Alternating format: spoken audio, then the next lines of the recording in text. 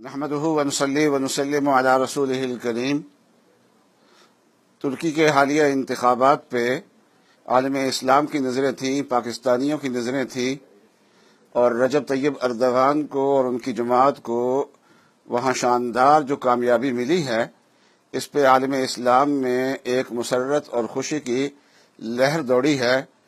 اور اس موقع پہ میں اپنی طرف سے اور احباب کی طرف سے دل کی گہرائیوں سے ترک قوم کو اور ان کی جماعت کو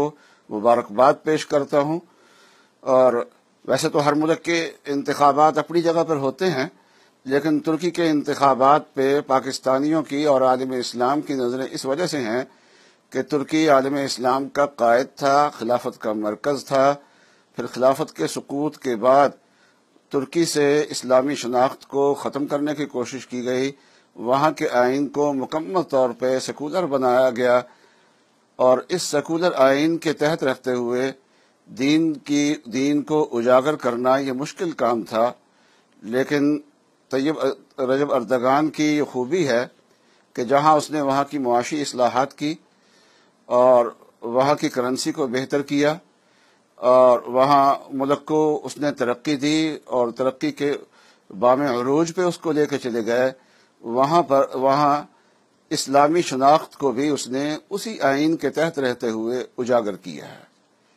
اور ترکی سے ہمیں یہ سبق حاصل ہوتا ہے کہ اگر وہ سیکولر آئین کے تحت رہتے ہوئے وہ ترقی بھی کر سکتے ہیں اور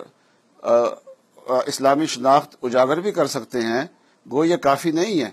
لیکن پاکستان کا آئین اسلامی آئین ہے۔ اللہ کرے پاکستان کو بھی ایسی قیادت میسر آئے اور حالیہ انتخابات کے نتائج کچھ ایسے نکلیں کہ پاکستان جو ہے وہ صحیح معنی میں اسلامی تعلیمات کے راستے پہ گامزن ہو سکے اور معاشی اعتبار سے بھی پاکستان ترقی کرے۔ تو پاکستان کے لیے بھی دعائیں اور ترکی کے لیے بھی نیک تمناؤں کا اظہار۔